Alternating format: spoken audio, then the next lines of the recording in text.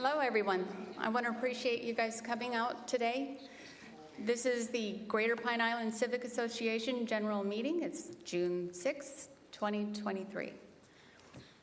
And go ahead. I'm going to call to order at 6:34. Thank you.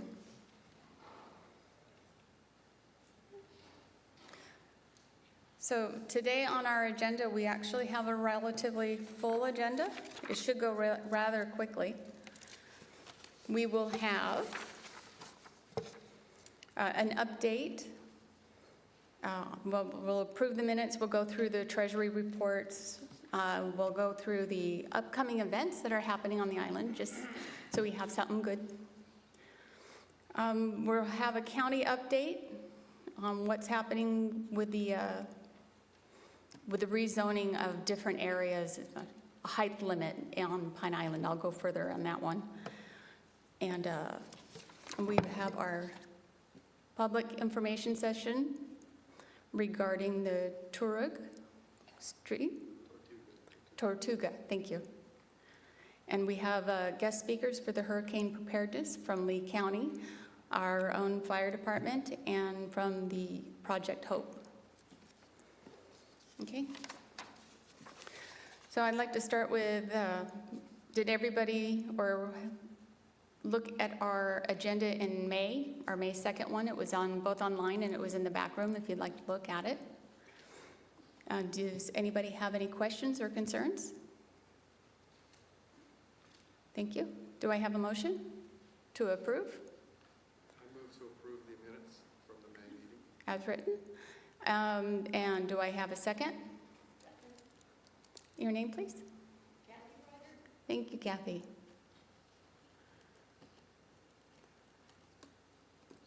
Can I have hands on yay to accept it? Any nays? Motion carries. Thank you very much. So I'd like to introduce Mike Sweeney.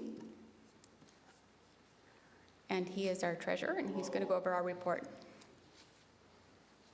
Okay. Hopefully, is this on? Yes, it is now. Hopefully you can see the screens. This is the Treasury report, and I have some additional information at the bottom of that regarding the legal defense fund that many of you attended the meeting on last month and the month before. So for the money market, there was $16,763.80. Checking, there's $9,242.60. And then the CD, which we just rolled over in early April, that's $76,656.20. The total money we got in this month, this past month, May, was $2,797.87. And that was broken down this way. There was $80 was a cash membership. There was $17.87, which was electronic membership, people paying with their card.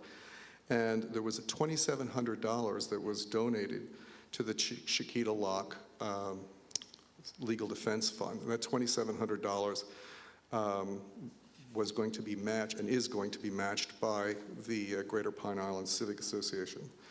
Money out total, there was a $300 for the June church rental, but I'd like to thank that our two guest speakers here, they are actually going to be paying for the church for the August, so we will be free and clear, thanks to you guys. Thank you very much. So for the Chiquita Lock Fund, just let me refresh your memory on that. You know that the lock has been challenged by Cape Coral, and they're trying to get rid of it. And quite likely, it would have been gotten rid of. However, there was a last-minute effort by Mike Hannon and several other organizations to prevent the Chiquita Lock from being abandoned. And what the Greater Pine Island Civic Association did was, we said, look, we don't have the money to put in $12,500, which was the asking price for the legal fees, but we will put in $2,500 up front, and then we will match whatever donations come in. So if you look up on the screen there, you can see we had originally put in our original pledge $2,500. Last month, we got $2,700 in donations, checks for 1,000, 500, and 200. And so we matched that, so that was another $2,700. So if you add that all up, we have currently $7,900 that we are going to be using towards the legal fees associated with the fight against the loss of the Chiquita Lock. Does anybody have any questions about any of that? Okay. Can I get a motion to approve the minutes? Treasurer's report, excuse me. Yes. Thank you, Frank. Frank Potter. And a second? Thank you.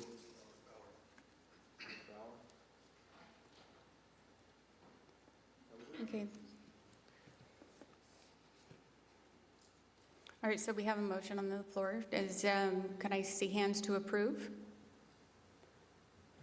Thank you. Do I have any nays?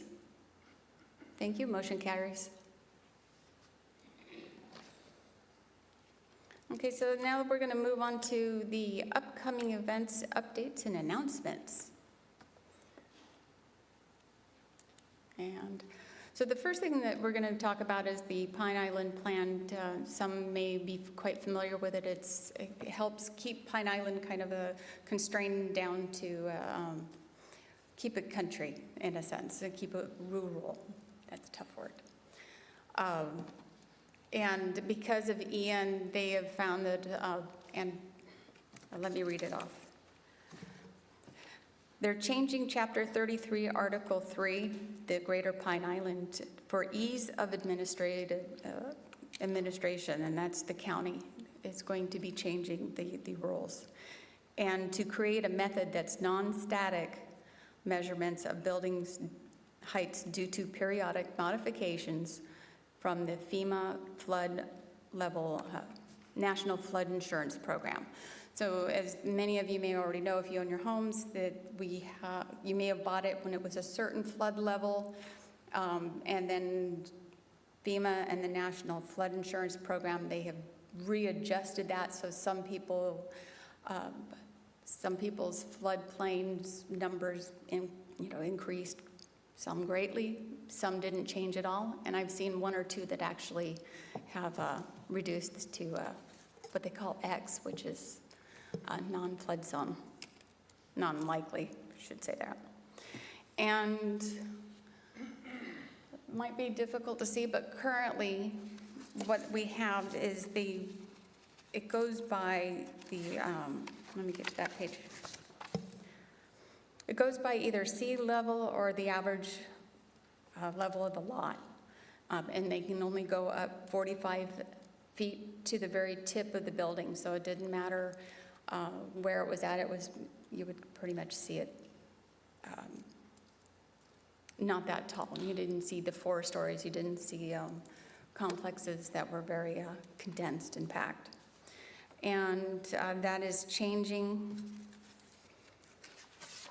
They're changing it to 33 feet, but there's a caveat to the 33 feet. You would think that it's going from 45 down to 33, that or 38 to 33, there would be it would be better. It would bring in smaller buildings and items like that, but it goes by the first level of occupancy, in a sense.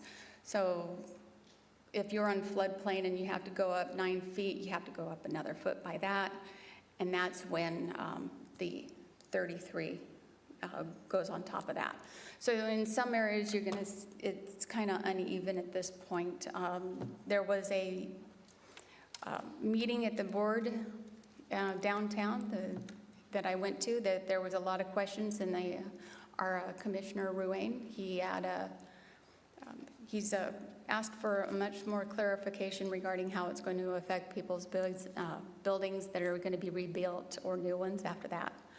So we'll have more information on the June 20th meeting from the board, the BOCC, And that one's actually kind of important if you're interested in the buildings.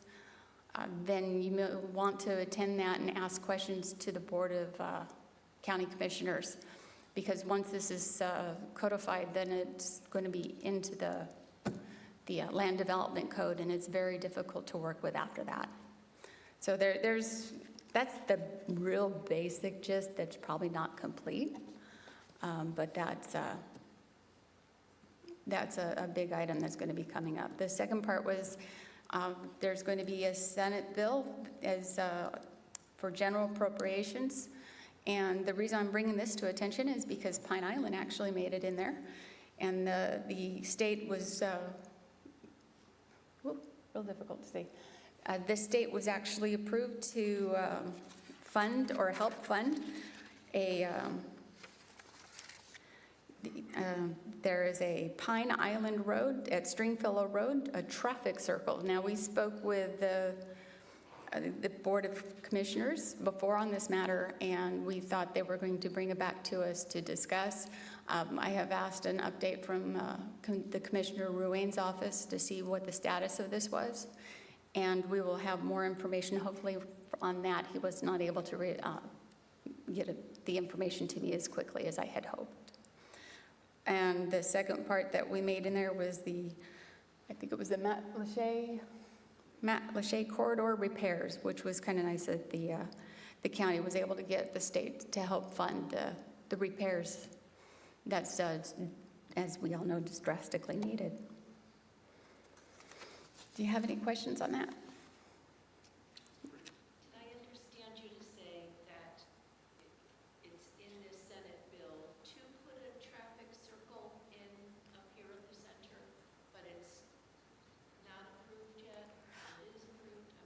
That was the hoping of the clarification I was going to get. So the people online wouldn't be able to hear the question. So that your question was has it been approved, the traffic circle? At this point, not that I'm aware of. I'm not sure exactly why this funds was requested at this point. So I'm hoping to bring back more information as soon as we have it available. It did surprise us to see it. Yes, sir? I attended the Greater Pine Island Alliance meeting with Mike. Yeah, sure. Thanks, Mike. Sure. Yeah, I attended the Greater Pine Island Alliance meeting that Jay, you're a member of, so you can bear me out on this. And Kevin Ruane, the commissioner, did speak about it at that time, but he said it's an item in there. He said it does not mean we are advocating a roundabout or a circle. He said it could have been a traffic light. He says we have to put a 25-year plan in place. And so since that had been something that had been talked about at one time here on the island, why not just put that in?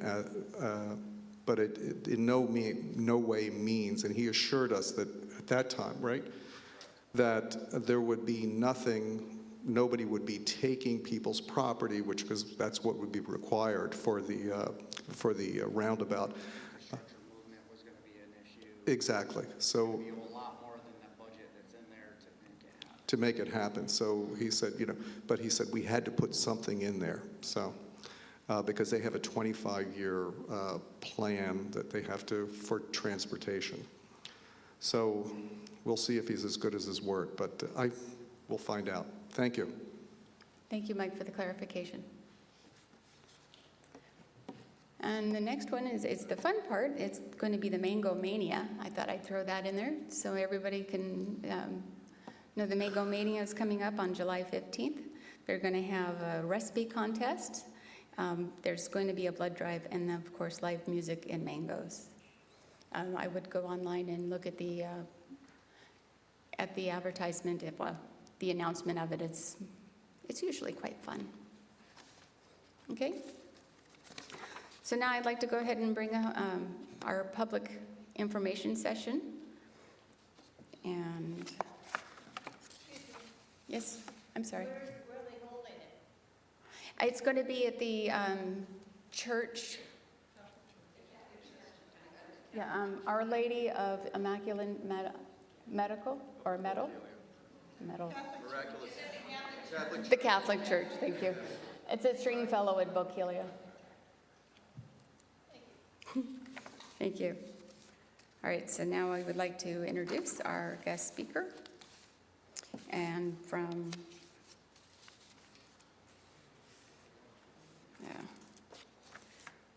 always lose your notes when you're looking for it. There we go. Yes, it's the Tuareg. I'm really bad with names. Tortuga. And I would like to introduce the Morris and Depew Associates, Stephen.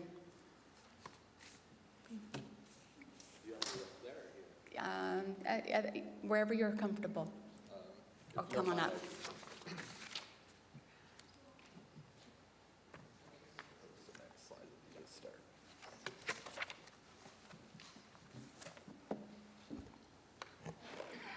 Can you guys all hear me all right? Yes. Okay. So, my name is Stephen Verbeck with Morris Depew Associates. I'm the engineer and project manager for the Stringfellow Multifamily Residential Project. Bill Morris is the president of the company. He's unable to attend this evening's meeting. With me today is Autumn DeBar. She is project engineer on the project. And another consultant on the project, our environmental consultant, is Sine Ecological Analysts. What I was hoping to do this evening is present our project and obtain some feedback from the local public as part of our requirement for development order application with Lee County. Next. So what I was hoping to cover was a little bit about the property, where it's located, existing conditions of the project site. I have a boundary survey to help show some of the detailed information there, a little bit of the project history, and then cover what we're coming in for, the proposed project, and the overall objective and design of what we're trying to accomplish. And with that, I have some of the plans from our site development application to kind of hopefully help clarify some questions and concerns that anyone in the attendance might have. So the project, it might be a little difficult to see, but it's located at the north end of Pine Island on Stringfellow Road. It's about a quarter-mile north of the intersection at Barrancas Avenue, and it includes 4 lots, all under ownership. It's going to be under unified ownership. They're currently under 2 separate LLCs owned by the same parent entity, and we're currently working on combining the lots into single unified ownership. The westernmost lot is a C1A zoned property, about 1.5 acres in size. The central lot is a residential zoned property, RM2, that is a little over 4.5 acres in size. And then the 2 on the east are agriculturally zoned properties, Ag2, and those make up the rest of the project area. Overall, all 4 parcels make up roughly 8.68 acres. So we've included a slide to help show the existing conditions. Currently, it's more or less entirely vacant with exception of the 2 agriculturally zoned properties to the east. There are 2 properties or buildings that are currently being occupied as rental, but the western commercially zoned property and the central property are both vacant.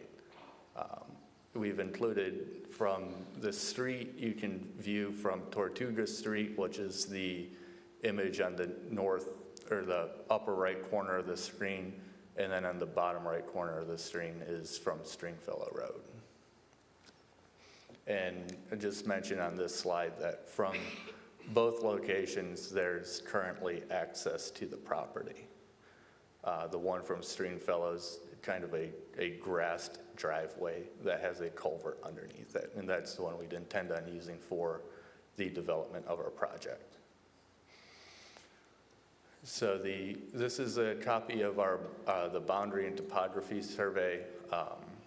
just to kind of show a little more detail about the existing conditions of the site. There's the large lake that's in the middle of the property that is formerly actually a borrow pit. On the eastern side, there's the access to the two agricultural properties and the two residences that are currently there. On the southwest corner, you can see the current driveway that's there today. So a little bit of project history. Back in 2008, there was a development order to develop the property similar to what we're seeking with the current application. It failed to go through to development based on the timing. I'm sure everyone here is familiar with what happened during that time. The downturn of the economy, the project was just never realized. Now that things are on the up, the owners are looking to develop the property once again. So this kind of covers the objective with our new application. It's for 15 multifamily residences for a total of 30 units, plus 2 single-family residences on the 2 agriculture properties, similar to what's there today, in grand total 32 units. We'll be providing a dedicated stormwater management system on site, connection to the existing water main on Stringfellow Road, or under Stringfellow Road, a dedicated wastewater treatment system on the eastern side of the property, and then landscaping and lighting in accordance with the land development code.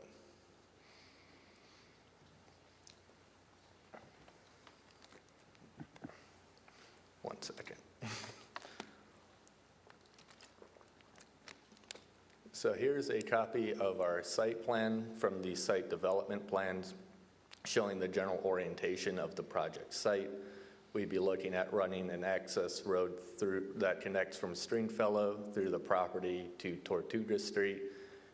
Within the center of the property, it would be looping around with the 15 multifamily residences.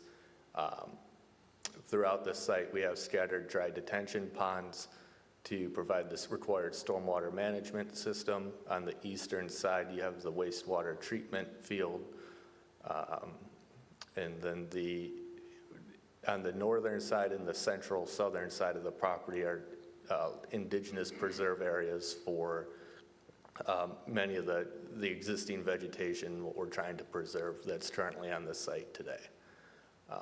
In the upper left-hand corner, and there's going to be a more detailed image of this on the next slide, is a cross-section of the typical type of unit that we'd be looking to provide on the property. So what we'd be looking for, and I think Debbie actually kind of covered this in her part of the presentation, is the building height of the property. Currently, land development code allows a maximum height of 45 feet, caveated by that would be above mean sea level, or 38 feet above the average grade of the lots. And it would be the lower of the two that governs. We'd be looking at 2 occupied stories, and the bottom floor would be under unit parking. With the current flood elevation out there is 8E7. 1 foot above that would be elevation 8. So the minimum finished floor elevation based on current FEMA flood mapping would be elevation 8. And the next couple of slides kind of wanted to highlight the site infrastructure that we'd be looking to provide. This first slide is stormwater management. In accordance with South Florida Water Management District, we need to have some sort of stormwater management on the site to provide water quality and attenuation. We have a series of dry detention ponds that are all interconnected via storm pipe, and that is controlled prior to discharging into the existing lake that takes up a portion of the site.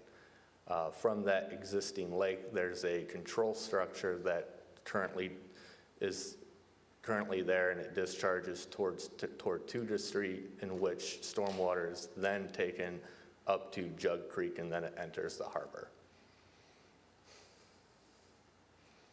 The site utility plan, we show the existing water main on Stringfellow. That would be our point of connection for potable water. We'd loop the water main throughout the site, providing services to all of the units, along with the requirements for fire safety. The green line demonstrates the wastewater line that takes sanitary waste from the units to the wastewater treatment mound. And then the last diagram here, we have open space showing the indigenous preserve areas that we're doing our best to maintain as much of that as we have. Part of the requirements with Lee County is that 50% of our open space has to be indigenous preserve, which is what we have on site. The other green areas throughout our general open space in relation to the impervious areas, the roadway and the units throughout. So that concludes the presentation. I'd be happy to answer any questions or concerns that anyone might have. Will these be apartments, or are these going to be? Sure. Sorry. I wanted to know if this is going to be apartments or single-family homes. They'll be single-family attached, kind of like a duplex. Like a duplex? Yes, Okay. sir. Thanks. Not necessarily a condo, it's single-family attached. I would like to ask if anybody has any questions, if you can come up to the microphone.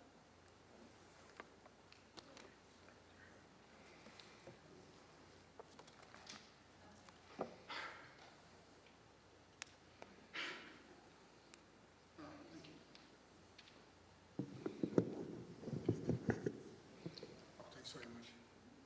Good afternoon. My name is Alan O'Regan. I live on Tortuga Street. One of the questions I have is Tortuga Street at the moment is not, it's not good for traffic. I mean, as we on Tortuga Street move up and down it, we have to stop and allow other cars to pass us. And doing that, we're either driving onto somebody else's property or we're into the drainage area. So will you be looking at rebuilding Tortuga Street if you have additional traffic coming out onto it? So we'll be working with, let me back up. So our original plan did not show a connection to Tortuga Street. We had a looped, or one access to Stringfellow. It was looped internally to the site, and that was it. When we submitted our development order application to Lee County, one of the requirements for a residential development greater than 4 acres in size is to provide a secondary access, Tortuga Street being that secondary access. The primary access will still be from Stringfellow, which 95% of the traffic will use. It'd be very unlikely that residences would go out of their way to go towards Tortuga Street down to Barrancas and then back out to Stringfellow. But they do have that possibility to do that. They do have the possibility, Right. correct. And we'll be working with Lee County through the development order application to determine what net improvements, if any, are necessary to Tortuga Street. Well, I mean, even at the moment, we need improvements to the road, so adding extra traffic on it is going to make the situation worse for everybody who lives there. Right. That's fair, and we'll raise that as part of our requirement to having this public information meeting is to present the concerns to Lee County, and it will be up to them to tell us what the requirements are for any improvements to Tortuga Street. So the second question I have is that you said that you were going to, your rainwater drain off will enter the drainage ditch on the west side of Tortuga. Of Tortuga Street. Correct. And run down into Jug Creek. Yes, sir. At the moment, that's blocked up. It's full of debris from the storm, so nothing, very little can get through there now. So do you plan to clean that out or do something with it? At the time of construction, they would be required to verify that there's positive conveyance from our project site to the ultimate outfall, which is Jug Creek. So if it's not cleared out by anybody else between now and then, our project would be required to make sure we have a positive outfall and drainage system, so yes. So one of the points you mentioned on Stringfellow will be the key development entry for the project. Correct. So all of your construction equipment will be going into Stringfellow Road. That's where the primary construction access. They will yes. not be using Tortuga Street? No, sir. Okay. Thank you very much. Anybody else have any questions? Yes, I have a couple of questions. Okay. You mentioned that this is going to be required to provide positive drainage from the site. Of course, that's going into the lake eventually, and then it seems to indicate a weir. Is there going to be a new weir, or is it just going to use the existing ditch that runs straight over to Tortuga Street? So there's currently, within the existing lake, there's what they call a control structure. I'm not sure your familiarity with that. I'm pretty familiar with Okay. that. So there's an existing control structure in the lake which discharges, Okay, I couldn't see that. It's not obvious. it's there. Okay, I have a picture of it. okay. But there is a hell of a ditch going right straight over. That may be the case. I haven't quite seen the condition of the site since Hurricane Ian, so And of course, the other situation is you're required to get it there, but what about all the way down? That has been blocked since Hurricane Charlie. that's all part of providing positive conveyance from the project site to the ultimate outfall. So part of the process will be verifying that stormwater can effectively leave our project site and make it to where it needs to go. And those little teeny ponds that you have around there are adequate to contain a 50-year, 100-year flood? The current requirement with the water management district is to provide water quality attenuation for, depending on the criteria, either 1 inch over the project site or 2.5 times the percentage of impervious. Those dry detention ponds are adequate to meet that. And as far as establishing finished floor for the units, our site is designed to contain the 25-year 3-day storm, and all the units will be above the flood elevation of a 100-year storm. So yes. Is this associated with Captain's Harbor? The existing lake on the project site does pick up some of the stormwater from Captain's Harbor. Because that whole thing, I believe, drains into that lake. Yes. Yeah, and it's a real problem, flooding on that, at the end down there where it drains into the creek is really a problem, flooding. It comes across the street. And that's, it's a very difficult situation, especially at high tide. Part of our requirements will be meeting what the water management district requires, so that's how the project will be designed. I guess I should say I'm not very happy about this project. I'd like to see it not happen, but I'm sure a lot of people feel that way. So you mentioned that lighting will follow current county regulations. What kind of lighting do you guys envision? Just residential, like here's your porch light, or are you going to be placing lighting around? Because we have issues. Publix is extremely bright at night. We're kind of a dark sky community. Right. And I wonder if you guys are going to repeat that problem. The reason why Publix, I imagine, is as bright as it is because they have public parking spaces they need to provide light for safety reasons. Our project is residential, it's single family. So what we would have is your typical house lights and then street lights throughout, but spaced out so it's not going to be lighting up the sky. It's just enough to provide safety for people using the sidewalk. I realize it's not required by code, but could you follow the lighting similarities to what they need for like beach sea turtle nesting? That's low uplighting, and it really keeps the light pollution down. Current county code is 0 uplight, and that's what we'd be providing here. I imagine we'd have to follow something similar to the sea turtle lighting requirements just because of the proximity to the harbor. So we'll be providing low intensity lights for this. Thank you. Yep.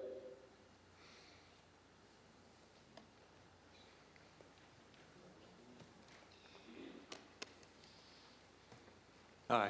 I had several, but some of them have already been addressed.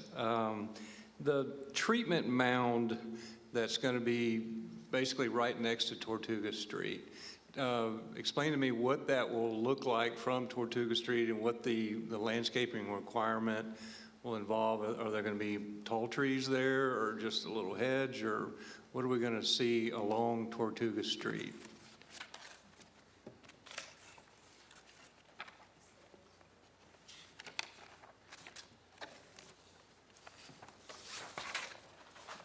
The slides aren't up anymore, but I can kind of explain and can hopefully paint the picture. The wastewater treatment mound's an area of concern. On the north side of that is required what the county refers to as a type B buffer, B as in boy. And on the eastern side of that is a type D as in dog landscape buffer. So there is going to be a little bit of visual screening with vegetation. The wastewater treatment mound will basically be a glorified septic tank, so it'll be mounted up a little bit as necessary to meet the volume requirements for the residential units, but it won't be much more than a big open field. So your landscaping requirement is pretty minimal. It's not. From Tortuga Street, the type D buffer is a little more substantial than the type B buffer. Okay. From Tortuga Street, you'd really only see it as you're passing it by, and at that, it's just going to be an open field. Do you have any plans to continue to excavate that borrow pit? Are you going to get any material out of there? For the existing lake is what you're referring to. We're not proposing any, we're not touching that. Okay. All the fill will be coming in from off-site. Either off-site or from our on-site detention ponds. Gotcha. Okay. I guess the only other question I have would be the water pressure. I mean, I assume Pine Island Water is prepared to handle this volume without affecting the current residences? Correct. So we've gotten the letter of availability from the Greater Pine Island Water Association. We've made an initial submittal for utility permit to them. They came back with a couple of comments about our utility layout. Nothing very substantial, and no comment about the water pressure. We are required to have adequate water pressure for fire safety, so it will provide the necessary improvements to make sure we have that. Thank you. Yes, sir.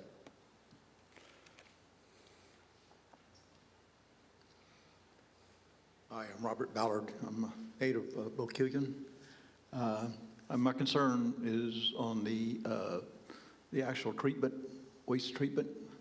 I assume you say you're going to treat it, you're going to have like a septic system, a septic tank type situation? Or is It will going to be an open, a dedicated wastewater treatment system. so it would be like an open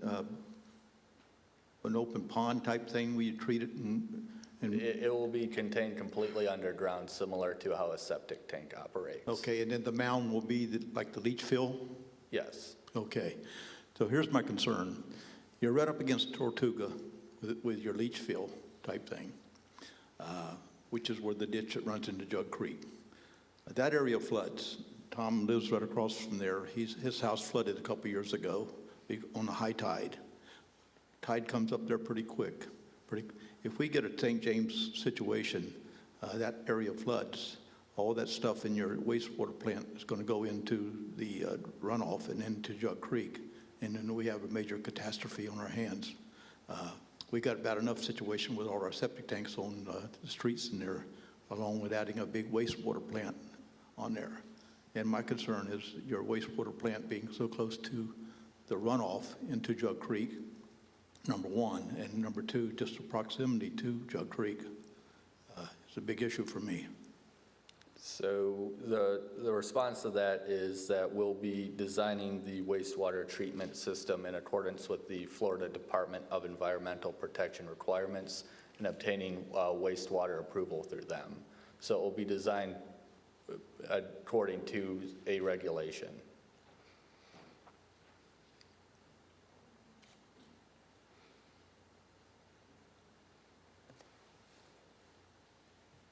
I understand from your description that there are some residents on this property already, but some of the lots are currently zoned Ag 2. How do you flip a property, two properties or two lots from Ag 2 to residential? How is that permitted? We are not changing the zoning of any of the properties. But you're building on Ag 2 or you're not building on Ag 2? We are building on Ag 2, but Ag 2 allows a 1 unit per 10 acres. There's 2 lots, so we're allowed 1 unit on each lot, which is what we're proposing. It's nothing different than what's out there today. Did I understand that the total acreage was like 8.5 though? So it's, I'm missing something in the math equation here. There's 2 lots, and on What's the total acreage of this proposal?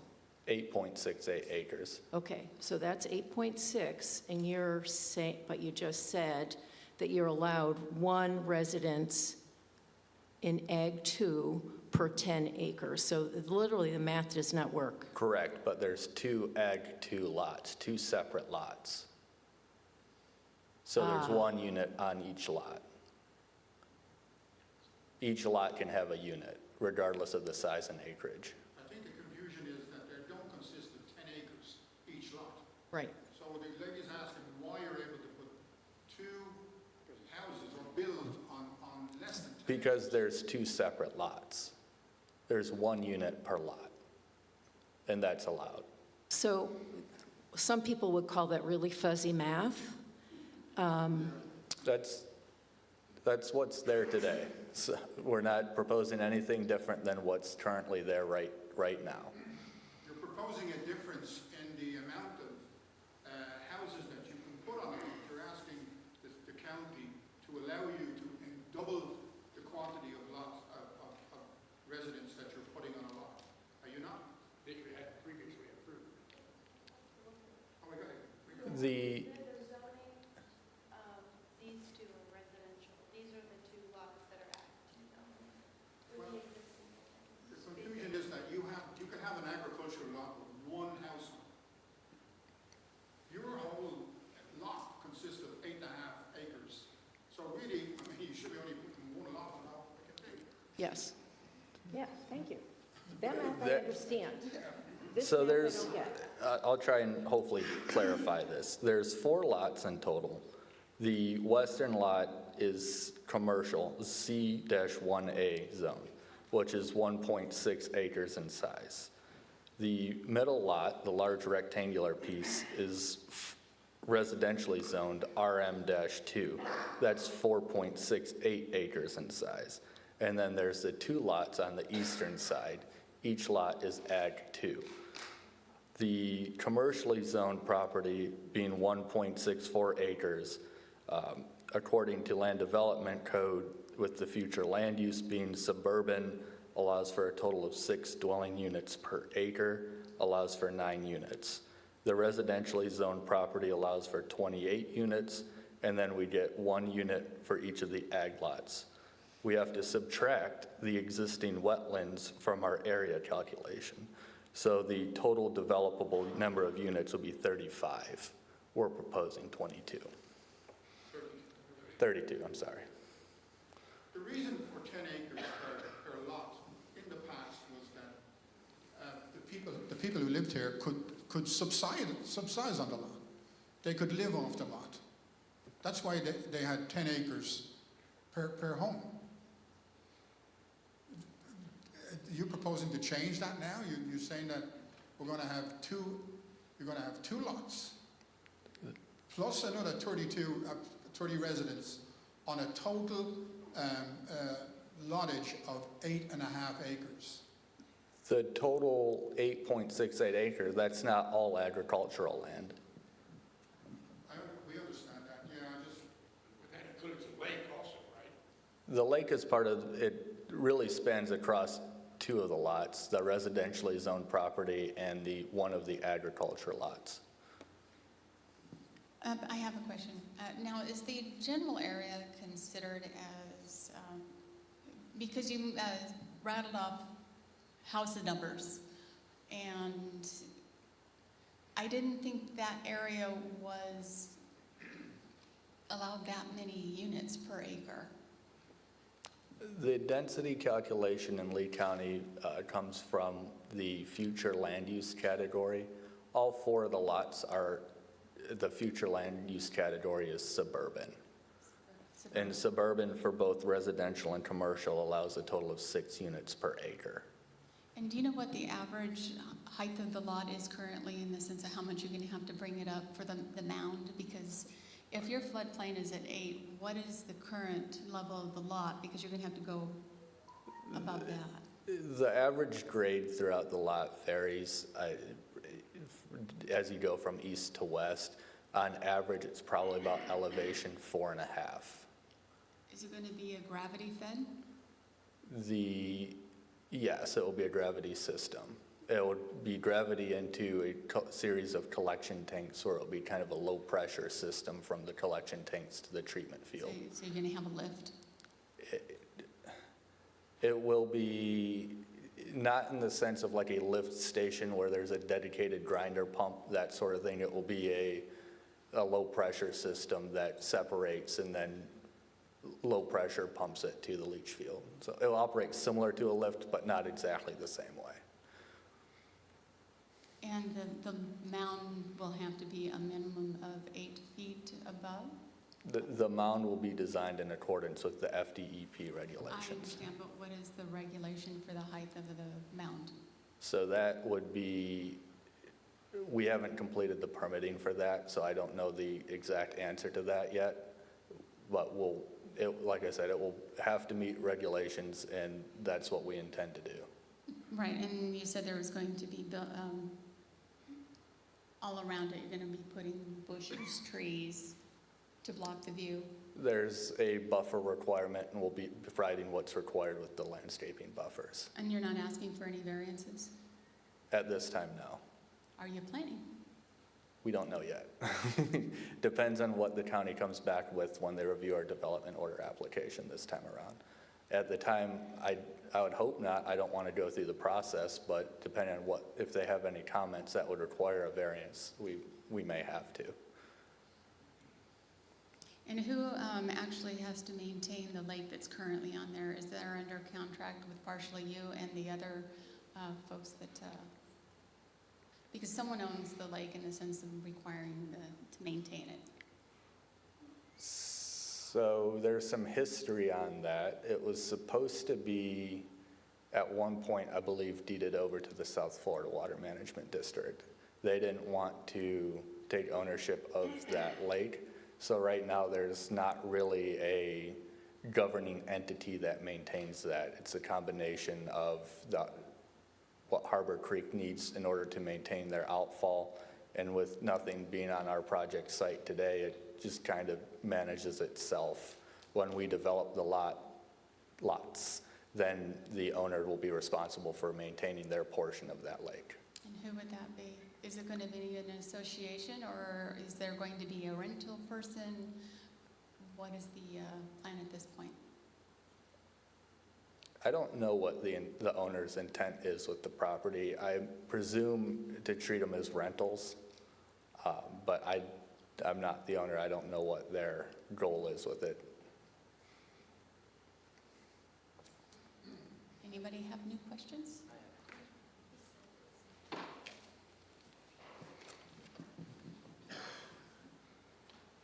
So it looks like to me you have separate folio numbers there still. Have you not done a unity of title yet? We're in the process of doing that now. Have you applied and been approved by the county?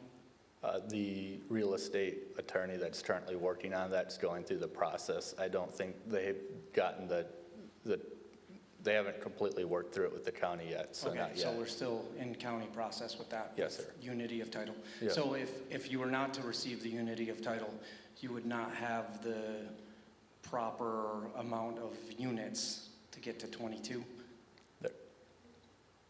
32. 32, I sorry. wanted to correct I heard that you from say earlier. 22 and it got in my brain. So, can you ask the question again? So if you were not able to get the unity of title for whatever reason, would you be able to get to 32? We would still be able, current zoning would allow for a total of 35 units, and we're seeking 32. With or without. Current zoning with the ag, exactly how it's drawn up right there? Correct. We're not rezoning the property, we're not changing the future So land what's the use. purpose of doing a unity of title? To get it all, right now, all 4 lots, there's 2 ownership entities, and the purpose would be to get it all under one single unified owner. Okay. The current regulation is only for 2.5 lots per acre. You're asking for the county to allow you to put twice that much. So you don't have that permission just yet. That's not entirely accurate. What part of it is not accurate? The future land use suburban category allows for 6 dwelling units per acre for both the residential and the commercial property.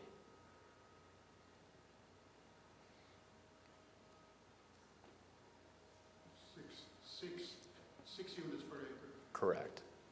And that includes non-usable areas like the lake? The lake is considered a borrow pit.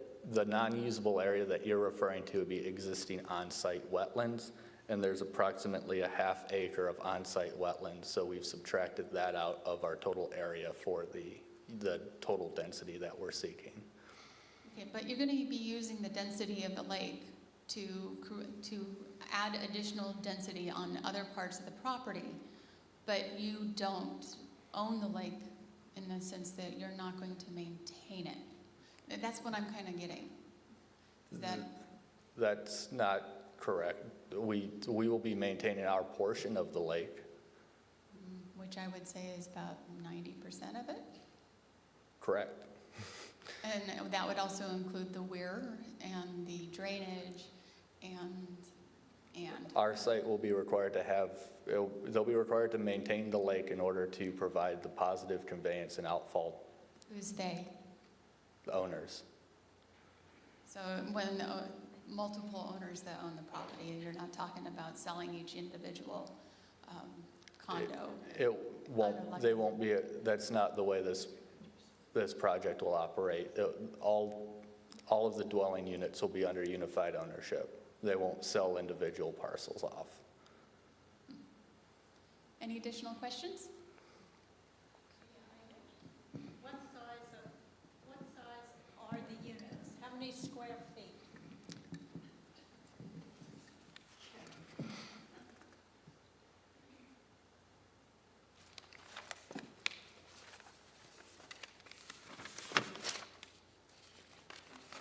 Each unit.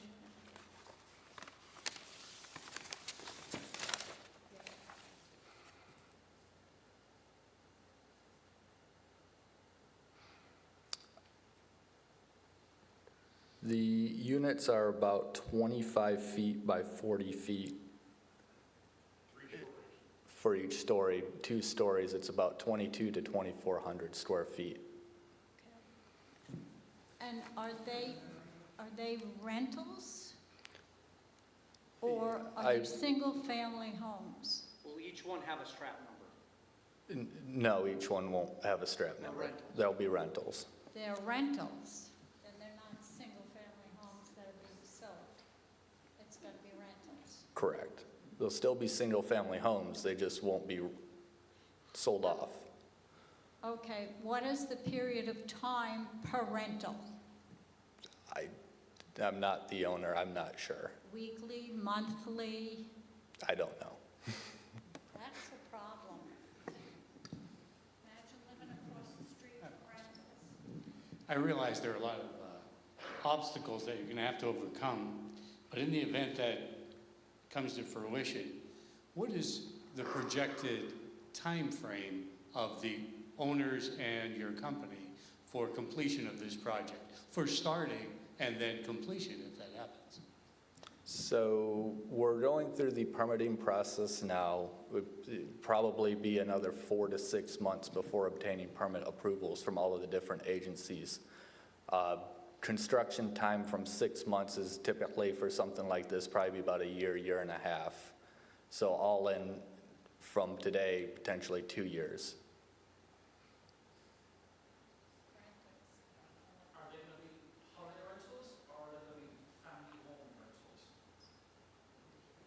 I don't know. Okay, now, you're here to do a public session, and what are you asking from the county that's different from what was already there? Did you already have a DO, a development order for the property prior to this, or are you enhancing it? So the development order from 2008 was approved. It has since expired, so we've already submitted a new development order application. In terms of the changes, the land development code has changed quite a bit since the approval from 2008, so we're having to meet the new land development requirements. In terms of enhancements, we're just doing what's allowed within the land development code. There's no association between Captain's Harbor and this facility, is that correct? Correct. So there's never going to be a road that connects up there to the park to let them go out through Tortuga. And they're not going to be able to use the boats, slips up there on Captain's Harbor. That's totally different. No, we're not touching anything with Captain's Harbor.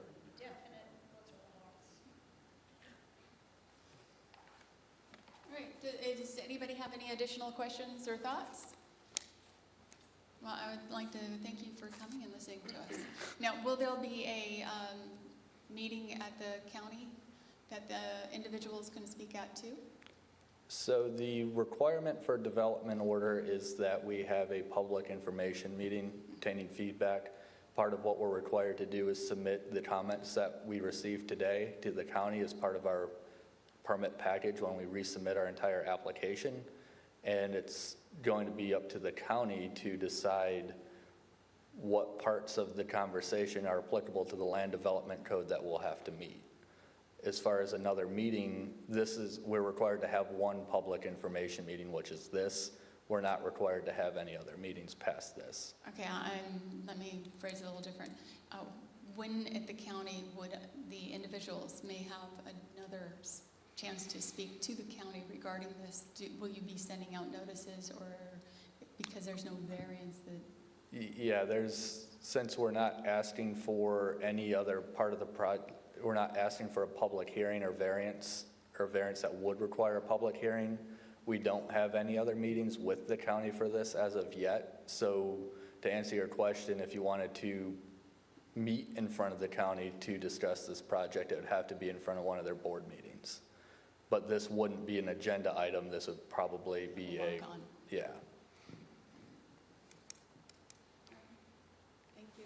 You got one more question in the back? I have a question about an assessment of the wildlife that you will be disturbing in doing all this. Has anybody gone out there to see what lives there? Correct. We have an environmental consultant on the project. He's completed an environmental assessment and a impact remedy plan to how we're going to manage the existing vegetation and wildlife that's currently out there. And we have to preserve a large portion of the property as existing native vegetation, as well as providing areas for the gopher tortoises that are currently on site. So there's been an analysis for environmental impacts, and we have a plan in how to address those concerns. Was that plan set up before or after Ian? That was before Ian, so he'll have to be doing some updates to that. Thank you again. Thank you.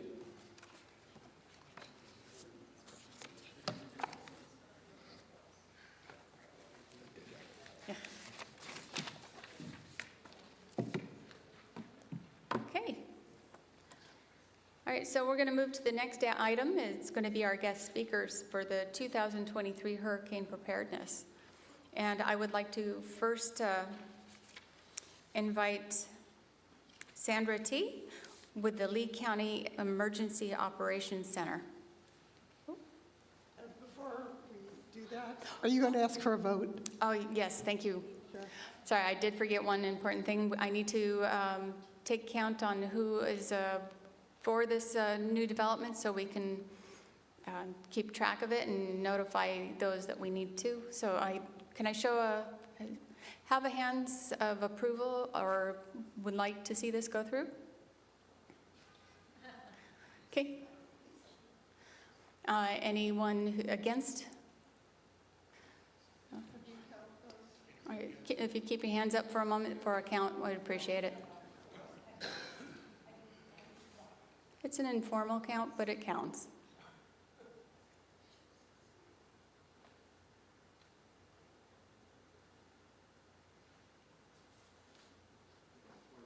How many? 26. Thank you. 80%. Okay. Thank you, Helen.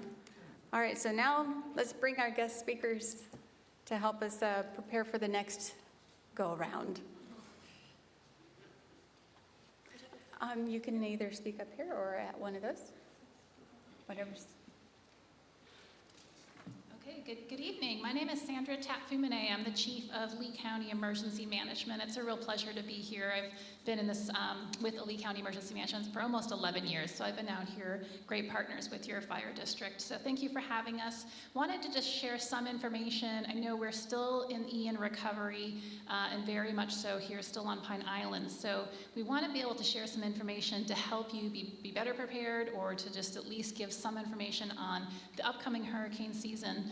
And I'm going to start by encouraging you, if you don't already have a family emergency plan, we do have, and I did print out about 12 copies here off of our website. You can download this, but this is a plan that allows you to go through and write down things like cell phone numbers. If you were maybe out here and we had the power outages and you can't plug in your cell phones, it gives you an opportunity to write down some of that information. It talks through how to develop an evacuation plan for your families, how to do an inventory of your homes. So this is something that we would encourage you to go ahead if you don't already have that. Our website is leeeoc.com. Also, we have an app called Lee Prepares. It's called Lee Prepares. And most of the information I'm going to cover tonight is on that app, and you can also find it on our website. Another thing, we're in the middle of a tax-free holiday with all the disaster preparedness supplies, so we encourage you, if you need to resupply or refill any of your supplies, this is a great time to do that. So the May 27th to June 9th is the first 2 weeks, and then there'll be another set of dates, August 26th through Friday, September 8th. And there's a lot of items on the list. If you go to the Florida Department of Revenue, things like, of course, generators and fire extinguishers, carbon monoxide detectors, but also things like paper towels and toilet paper and laundry detergent. So I would encourage you to go to the Florida Department of Revenue and check out the full list. It does give you all the items, but then also there's a price amount that you can't go over in order to get that tax break. Normally when we talk to community groups, we want to make sure that they understand what evacuation zone that they live in. And before I talk about evacuation zones, do we have anybody that is here that has moved here since Hurricane Ian? Any new Lee County residents that have come in? Okay, you guys we're all here. So hopefully you know that you're in Zone A here along the coast. So typically Zone A is the zone that we would evacuate first. So what we want you guys to do is have a good plan in place. It is a mandatory evacuation. As you saw for Ian, if you chose not to evacuate, we don't come through and pull people out of your homes or force you to evacuate, but we want you to be safe, so we're going to call for those evacuations, and we are encouraging people not to necessarily drive hundreds of miles away, just get outside of the areas that are being called for an evacuation. The closest shelter to you, if you need a public shelter, is about 30 minutes away. It is at Island Coast High School in Cape Coral, but we are really encouraging you to go find a friend or family that lives outside of the evacuation zone. You'll be a lot more comfortable. But if you do need a ride to the shelters, we do run a Lee-Tran bus up and down Stringfellow. You probably are familiar with the pickup points and the signs out there. So we would just, if you do need a ride, you can always go to the bus stops. The other thing I wanted to just point out too, we saw in Hurricane Ian that people who were intending on evacuating were waiting for the evacuation call to be made. before they started making preparations like putting up hurricane shutters and kind of tidying up their homes. So we would encourage you, as the storm is approaching, we'll be posting things and sending out information through the media and on our social media and our county website, and really be preparing so that you don't wait until that last minute to start putting those preparations in your home or for your home. And then we wanted to touch on a few things. Again, on our Lee Prepares app, you can get to this, and also if you go to alertlee.com, we have a county alerting system that we utilize called Alert Lee. Again, that's alertlee.com. And if you go there, you can sign up your home address, sign up your cell phone, so if we do call for any evacuations or any alerts in your neighborhood, you'll get that alert that's sent right to your cell phone, even if you're not in your home. So again, that's alertlee.com. So just some additional resources for you. If you do still have tarps and are still in the process of trying to repair, we know this can be a bit of an anxious time, wondering, are we going to get hit with another storm? So if you are working with your insurance, you have an insurance company, and you're running into any trouble or obstacles, we do and are pointing people to the Florida Division of Consumer Services. They have a toll-free number. Happy to give that to you if you guys are taking any notes and would like it. It's 1-877-693-5236. And I'll be in the back, and if you want to come take a picture or your cell phone to just take a snapshot of that. But if you're struggling with insurance, this is a toll-free number that you can use. If you groups that are available to provide services. So if you are not registered either with the Greater Pine Island group that is out here, or if you want to come and just register directly with the county, I'm going to give you another phone number, and you can call that in order to get connected. So it's 239-533-7996. So again, that's 239-533-7996. And as you know, we've got really thousands of volunteer groups right now that are in county that are trying to get connected with people that still need help. So temporary repairs, more permanent repairs. If you are in need of those assistance, please reach out so that we can connect you with some of those resources. So I think that those were all of my points. Chief, do you have anything that you'd like to add? Okay, hello. As Sandra mentioned, we are flood zone A, by evacuation A. I just want to give some feedback to see where we're all coming from. When the evacuation orders come out, police, fire, EMS will leave as well for the safety of all of us, so we can come back and save you guys if needed, right? So if you do have an emergency during the time, nobody's going to be able to respond. So that's a pretty big deal. Just to put that in perspective, we have 2 chiefs back there.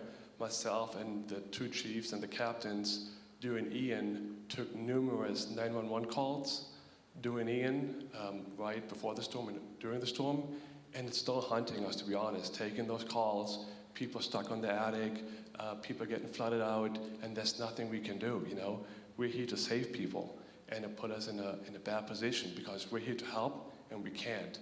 So if you can, please make every effort to find shelter with a family member, friend. Like you mentioned, it doesn't have to be miles and miles away. It has to be maybe another flood zone that's not being evacuated. So please make every attempt so the first responders don't have to take the 911 calls and hear the distress, and it's going to be haunting us or be with us for a very long time. So just to give some perspective. Thank you. Thanks, Chief. That's really important.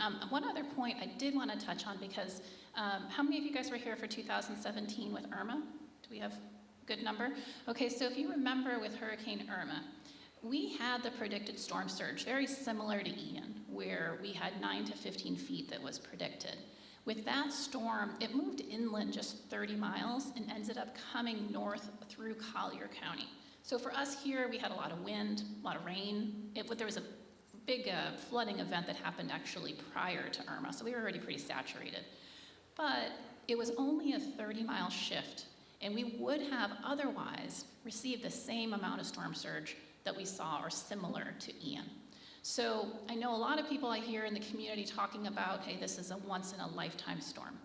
And I wish I could stand here today and tell you, yes, that you will not see this, in your lifetimes again. But the reality is, this is really the second time in 5 years that we've had the threat first, and then the storm surge that came with the second storm. So we're going to do everything that we can to provide the information to you so that you can make the best possible decision for your family to keep everybody safe. But what I'm going to urge you to do the next time we have a storm is to try to stop yourself from saying, well, during Ian, XYZ happened, therefore, I should be safe. So for example, let's say you stayed in Ian and you were safe in your home.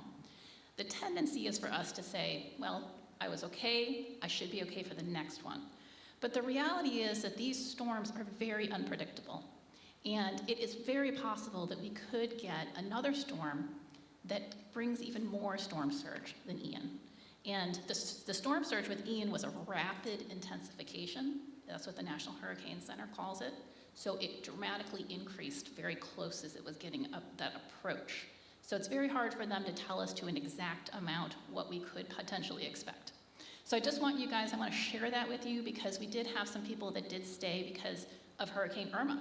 That was again, we didn't get the storm surge. They stayed in their homes, and there was a lot of flooding in some of those homes, and so they had compared to Irma. So my words of advice are please try not to compare to whatever the previous storm was. You have to treat each one as its own individual storm. So with that, we'll stop and see if you guys have any questions, anything that we can help you with being better prepared or any other questions you might have for emergency management or your fire district. One thing, if I can just get the opportunity, I wanted to share with you guys that, we run the operations center for the county. It's over kind of close to where the county jail is near I-75. And, the responders that are in the EOC, sometimes they don't get a good chance to get out because they're coordinating all of these resources that are coming in after a storm. And I wanted to share with you that we were watching very closely what you guys were doing out here. And there were so many wonderful things that were coming out of Pine Island that you were posting about. There was that lost and found page that you guys created where somebody would find something and you were trying to reunite it with somebody else's, the owner. We were watching very carefully as there were new restaurants coming on board and things were coming back up. And we would be sharing that with the people in the operations center, and it was very uplifting for them just to see this recovery that was happening out here and the resiliency of the community here on the island. So I know sometimes you don't hear those backstories, but wanted to share that with you. Just thank you guys for everything that you do out here as being part of the Lee County family that we have. And if there's anything else that you need from us or emergency management, again, I have these extra family emergency plans in the back, but you can always reach out to our office. Happy to help you with any preparedness information or any questions you might have. Yes? Mm-hmm. I would like to just make a personal thanks to you guys for all you've done. Thank you. We appreciate that. Thank you. Thank you. We take a lot of our team. There's a team of 14 of us on our emergency management staff, but honestly, the entire county rallies together, and we have partners from everywhere from the fire district to the electric companies to the hospitals to the school district. Everyone that you can think of comes together to try to do the best that we can to, help protect people and provide this information ahead of time to try to keep them safe, but then once something happens, trying to get resources out as quickly as possible. We were very fortunate. We had such great support from FEMA. We have our FEMA representative in the back, Josie, who is here. She and her team were here right away, as well as the state of Florida. And I want you guys to, I know you saw it after Ian, but we are very fortunate in Florida to have such a strong support system. Counties that came in that flooded to help us, all these teams that came in to help us. So, we take a lot of pride in that coordination on our end, but it's truly a huge effort with all kinds of different agencies, but I really appreciate that, and we'll take that back to our team. Okay. Thank you, guys. Thank you so much. Thank you. Okay, so next I'd like to ask Tammy Sager to come up and speak for Project Hope. She has a Friday night, Friday day, thank you, Hurricane Ian support group. I'm short. I'm Tammy Sager with CPE Project Hope. This is Terry Smith.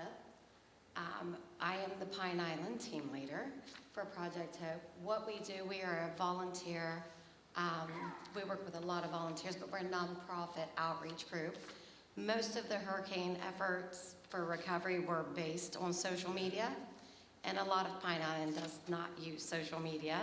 So what my team does, we go around door to door, and we check on everyone to make sure where they are in the recovery process, where you are mentally, make sure everything's good there. Terry hosts the men's support group at the library every Friday from 2:30 to 4:30. I host the women's. Terry is also involved with a lot of our youth on Pine Island. Over the summer, you'll see a lot of projects with us, like ice cream socials. Kids Fest is coming up later this month. So we can keep tabs on our youth and their mental health and where everyone is.